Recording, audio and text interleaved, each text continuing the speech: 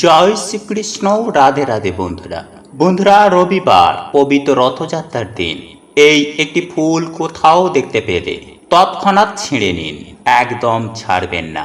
কারণ স্বয়ং পরমেশ্বর ভগবান শ্রীকৃষ্ণ নিজেই বলেছেন যে এই ফুলটি হলো সৌভাগ্যের চাবি। সেই সঙ্গে এই পবিত্র দিনে সকালে ঘুম থেকে উঠে এই সামান্য কার্য আমাদের বহু মানুষের বন্ধ ভাগ্য খুলে দেয়। এছাড়াও এই পবিত্র রথযাত্রার উৎসব যেহেতু রবিবারে পড়েছে, তাই অজান্তেই কিছু ভুল কিন্তু আমাদের এই দিনেই সৌভাগ্যের দরজা বন্ধ করে দেয়। তাই যদি বন্ধুরা আপনারা সারা মাস প্রভু শ্রী জগন্নাথ দেব ও ভগবান বিষ্ণুদেব ও মা লক্ষ্মীর কৃপা প্রাপ্ত করতে চান, বাড়িতেই সুখ শান্তি এবং আর্থিক উন্নতি চান, তাহলে অবশ্যই কিন্তু বন্ধুরা আপনারা ভিডিওটি পুরো দেখবেন। কারণ এই ভিডিওটির মাধ্যমে আপনাদেরকে জানাবো যে এই পবিত্র রবিবার ও রথযাত্রার মহাযোগে কোন জিনিসটি যদি আপনারা পান তাহলে একদম ছাড়বেন না। কারণ এই দিনে বন্ধুরা যারা এই সামান্য জিনিস পায় তারাই হয় ধনবান এবং ভাগ্যশালী। সারা বছর সেই বাড়িতে ভগবান বিষ্ণু ও মা লক্ষ্মীর কৃপা বিরাজ করে। বন্ধুরা, আপনারা প্রত্যেকেই জানি যে দিনের সব থেকে শুভ সময় হচ্ছে এই ব্রহ্ম মুহূর্ত। কারণ এই সময়ে বন্ধুরা আমাদের এই সৃষ্টি রচনা হয়, তাই এই সময়কে ঈশ্বরের সময়ও বলা হয়। তাই এই সময়ে যদি আপনারা ঘুম থেকে উঠে এই তিনটি শব্দ বলেন, তাহলে বন্ধুরা এতে আপনাদের সকল মনোবাসনা সুনিশ্চিতভাবে পূর্ণ হবেই হবে। আর এটি কিন্তু আমি বলছি না, স্বয়ং বিষ্ণু পুরাণে ভগবান বিষ্ণু নিজে বলছেন। তাই কি সেই শব্দ কিভাবে আপনারা বলবেন তা জানতে ভিডিওটি অবশ্যই পুরো দেখুন। এবং ভিডিওটিতে বন্ধুরা আপনারা একটি লাইক করে কমেন্টে আপনারা বলুন জয় প্রভু জগন্নাথের জয় ও জয় মা লক্ষ্মীর জয় লিখে কমেন্ট অবশ্যই করুন। এবং আপনারা যদি আমাদের চ্যানেলে এখনো পর্যন্ত নতুন হয়ে থাকেন তাহলে চ্যানেলটি সাবস্ক্রাইব করে পাশে থাকা নোটিফিকেশন বেল আইকন অন করে রাখবেন। তাহলে নতুন কিছু জানতে পারবেন, নতুন কিছু শিখতে পারবেন। বন্ধুরা, বিষ্ণু পুরাণের প্রথম খণ্ডের তৃতীয় অধ্যায়ে ভগবান বলছে যে একটি পুরো দিনের মধ্যে 30টি মুহূর্ত হয়, আর তার মধ্যেই 10টি হচ্ছে অশুভ, 16টি হচ্ছে শুভ, বিচিত্র দুটি এবং মহৎ দুটি। মানে দিনের সব থেকে শুভ সময় হচ্ছে এই দুটি মুহূর্ত। এই দুটি মুহূর্ত হচ্ছে ব্রহ্ম ও সমুদ্র, আর এই দুই মিলিয়েই হচ্ছে ব্রহ্ম মুহূর্ত। মানে 1 ঘন্টা 36 মিনিট। মানে ধরুন আমাদের এখানে ভোর 5টার সময় সূর্য উদয় হয়, তো তার আগের 1 ঘন্টা 36 মিনিটই হচ্ছে এই ব্রহ্ম মুহূর্ত। তাই এই সময়ের মধ্যেই কিন্তু বন্ধুরা আপনারা এই বিশেষ শব্দটি যদি বলতে পারেন, তাহলে পুরো ইউনিভার্স আপনাকে আপনার মনের বাসনা পূর্ণ করতে সাহায্য করবে। আর এটা আমি বলছি না, আমাদের ঋষি মণিরা এবং ভগবান বিষ্ণু বলছেন যে সদা সর্বদাই যদি আপনারা পজিটিভ চিন্তা করেন, পজিটিভ ভাবেন, তাহলে আমাদের আশেপাশে পজিটিভ এনার্জিদের আগমন বেড়ে যায়। ফলে সর্ব কাজে আমরা সফলতা প্রাপ্ত করি। সেই পজিটিভ এনার্জিরা আমাদের সাহায্য করেন। তাই এর জন্য বন্ধুরা আমাদের শাস্ত্র বলছে যে এই সময়কে পরমেশ্বরের সময় বলা হয়। এই সময় বিভিন্ন পজিটিভ এনার্জিরা এই পৃথিবীর দিকে ছুটে আসে। ফলে এই সময় যে সকল ব্যক্তিরা সকালে ঘুম থেকে উঠে ধ্যান জপ করে, গীতা পাঠ করে বা পুজো অর্চনা করে, তাদের সকল মনোবাসনা তারা পূর্ণ করে দেন। এবং সায়েন্সও বলছে বন্ধুরা যে এই সময়ে বায়ুমণ্ডলে কসমিক এনার্জির বৃষ্টি হয়। আর যেহেতু বন্ধুরা আমরা এই পৃথিবীতে বাস করি, তাই সেই কসমিক এনার্জিকে আমরাও কিন্তু রিসিভ করি। তাই সেই কসমিক এনার্জি রিসিভ করার সময় যদি আমরা পড়াশোনা করি, ধ্যান করি বা এই মন্ত্রটি বলে নিজেদের মনোবাসনা বলি, তাহলে বন্ধুরা পুরো ইউনিভার্স, ঈশ্বর, এমনকি সকল দেবদূতেরা সেই কাজেতে সাহায্য করতে লেগে যায়। তাই এর জন্য বন্ধুরা আপনারা ব্রহ্ম মুহূর্তে ঘুম থেকে উঠেই আপনারা 3 বার এই মন্ত্রটি জপ করবেন। মন্ত্রটি হলো নীলাঞ্চল নিবাসায় নিত্যায় পরমাত্মানে বলভদ্র সুভদ্রম জগন্নাথায় তেই নমঃ। নীলাঞ্চল নিবাসায় নিত্যায় পরমাত্মানে বলভদ্র সুভদ্রম জগন্নাথায় তেই নমঃ।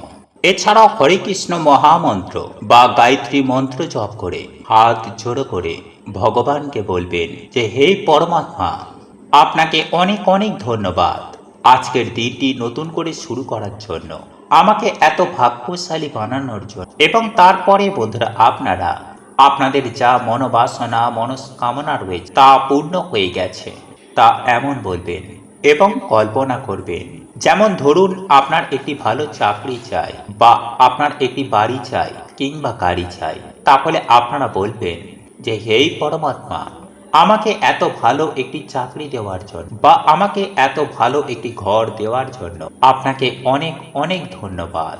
আমাকে এত ধন সম্পত্তি দেওয়ার জন্য আপনাকে অনেক অনেক ধন্যবাদ। বন্ধুরা আপনারা কিন্তু সেই সময় চাইবেন না, বলবেন আমি পেয়ে গেছি। এইভাবে আপনারা প্রত্যেক দিন সকালে ব্রহ্ম মুহূর্তে ঘুম থেকে ওঠার পর আপনারা এই কল্পনা করবেন এবং 21 বার আপনারা অন্তত এটি বলবেন। দেখবেন কিছুদিনের মধ্যে আপনাদের লাইফে কেমন পজিটিভিটির আগমন হয়েছে এবং আপনাদের মনস্কামনা মনোবাসনা ধীরে ধীরে পূর্ণ হচ্ছে। এবং যদি আপনারা চান এই কার্যটি হয়ে যাবার পর আপনারা আবার ঘুমোতে পারেন বা বাকি কাজও আপনারা করতে পারেন। বন্ধুরা এই দিনেই আবার সামান্য কিছু কাজ মানুষের দুঃখ দরিদ্রতার নাশ করে দেয়। আবার বন্ধুরা এই দিনেই কিছু ভুল আমাদের জীবনে ডেকে আনে চরম ভয়ঙ্কর দুর্গতি, আমাদের সৌভাগ্যের নাশ হয়, পরিবার লক্ষ্মীশ্রী হয়ে যায়, ফলে পরিবারে নেমে আসে বন্ধুরা ঘোর অন্ধকার। তাই বন্ধুরা এই পবিত্র দিনে সকালে ঘুম থেকে উঠে আপনারা সবার প্রথমে পরমেশ্বর ভগবান বিষ্ণুকে স্মরণ করবেন। মাটিতে পা দেওয়ার আগেই আপনারা ভগবান বিষ্ণুর এই মন্ত্রটি জপ করবেন। আর সেই মন্ত্রটি হল ওম নমো ব্রহ্মণ্য দেবায় গো ব্রহ্মণ হিতায় চ জগদ্ধিতায় শ্রীকৃষ্ণায় গোবিন্দায় নমো নমঃ। বন্ধুরা যদি আপনারা এই পবিত্রতম দিনে সকালে এই মন্ত্রটি জপ করতে না পারেন, তাহলে বন্ধুরা স্নান করে এসে হলেও অবশ্যই এই মন্ত্রটি জপ করুন। এবং এই দিন সকালে ঘুম থেকে উঠে আপনারা কোন জিনিসগুলো একদম ভুল করেও দেখবেন না, চলুন এইবার আপনাদেরকে জানিয়ে রাখি। বন্ধুরা এই দিন সকালে ঘুম থেকে উঠে আপনারা কোনো কিছুর দর্শনের আগে ভগবানের দর্শন করুন। ঘুম থেকে উঠেই আপনারা ফাঁকা কলসি দেখবেন না, ঝগড়া ঝামেলা বা অশ্লীল কিছু দেখবেন না। এই দিন আপনারা যতটা পারবেন এই সব থেকে দূরে থাকুন। সকালেই রান্নাঘরে প্রবেশ করার আগে হাঁড়ি বা ফাঁকা পাত্র দেখার আগে ভগবানকে স্মরণ করে তারপর দর্শন করুন। বন্ধুরা এই দিন ঘুম থেকে উঠেই আপনারা কারো ছায়া বা আয়না দেখবেন না। ঠিক তেমনই মনে রাখবেন যে এই দিন শরীরে বা মাথায় তেল শ্যাম্পু সাবান এগুলি দেবেন না। এই দিন চুল দাড়ি নখ এগুলি কাটবেন না। এই দিন আপনারা যারা মেনে চলতে পারবেন তারা এই দিন মাছ মাংস পেঁয়াজ ডিম খাবেন না। সেই সঙ্গে সঙ্গে কলমি শাক ও পটল এই দুটি খাবারও ভুল করেও খাবেন না। বন্ধুরা আমাদের প্রত্যেকেরই জীবন নির্বাহ করতে মা লক্ষ্মীর কৃপা অত্যন্তই জরুরি। কারণ বন্ধুরা মা লক্ষ্মী হচ্ছেন ধন সম্পত্তির দেবী। তাই বন্ধুরা এই পবিত্রতম দিনে এই জিনিসটির সাথে অবশ্যই রাখবেন।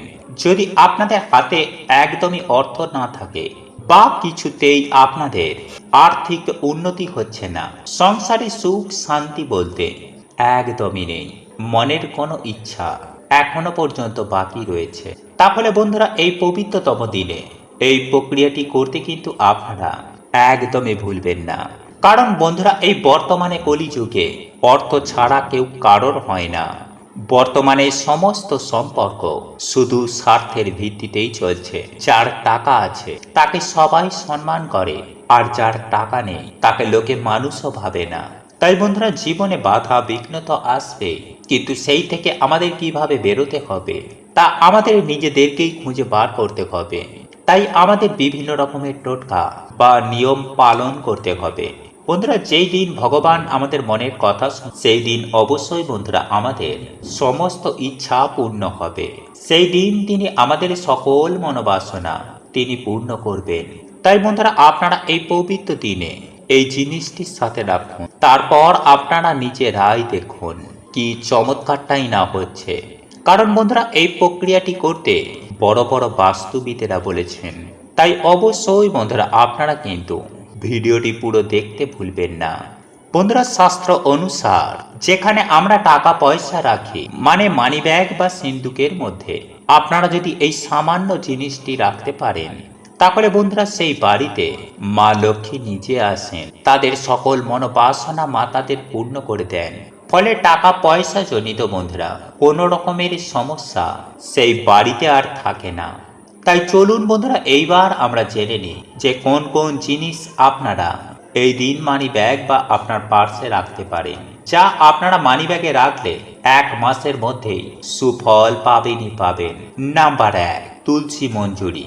বন্ধুরা, মনে করা হয় যে তুলসী গাছে ভগবান বিষ্ণু ও মা লক্ষ্মী উভয়েরই বাস রয়েছে। নিয়মিত তুলসী গাছের পুজো অর্চনায় মানুষের দুর্ভাগ্যের নাশ হয়, বাড়িতে ভগবান বিষ্ণু ও মা লক্ষ্মীর কৃপা হয়। কিন্তু বন্ধুরা, আপনারা হয়তো অনেকেই জানেন না যে এই তুলসী মঞ্জুরি বাড়িতে রাখলে আমাদের আর্থিক উন্নতি হয়।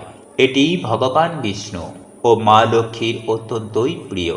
মানা হয় যে ভগবান বিষ্ণুর চরণে এই তুলসী মঞ্জুরি অর্পণ করলে মানুষের জন্মজন্মের দুর্ভাগ্য এবং পাপের নাশ হয়।